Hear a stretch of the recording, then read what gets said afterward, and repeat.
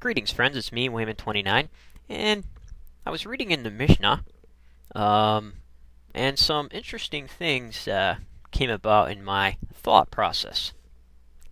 A red flag clicked up, and I'm going to talk about it, which is pretty interesting. It concerned adding water to wine, and I got thinking about it, and I was reading in the text. My Hebrew's terrible, so I'm not even going to attempt it. Berakhot, Berakhot, 7:5, where it reads, two groups which were eating in one house. If some members of each group face one another low, they may combine as a single group, which says together the blessing over the meal. But if not, each invites members of its own group to bless for themselves.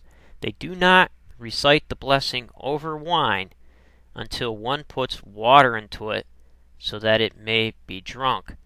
The words of Rabbi Eliezer, but sages say they even recite the blessing beforehand.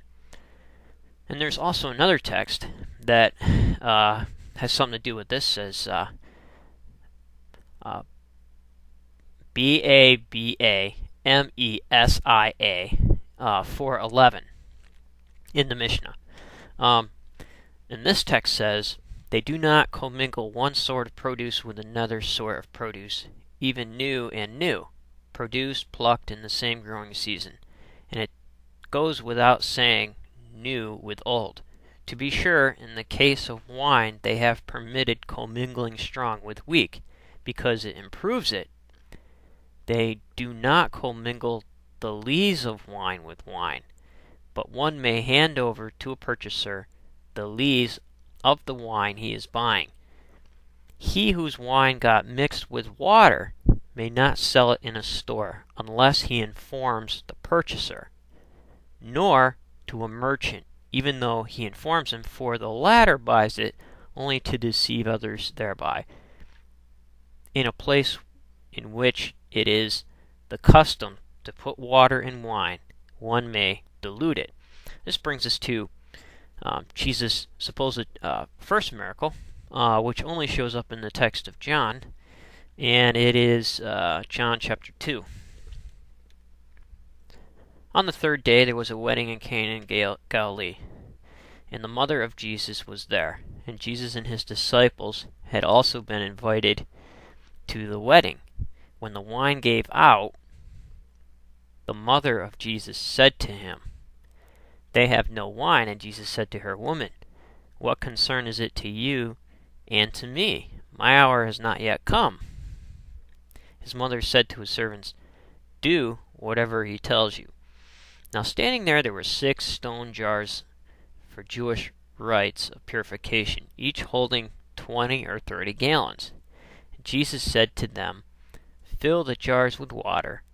And they filled them up to the brim. And he said to them, draw some out and take it to the chief steward.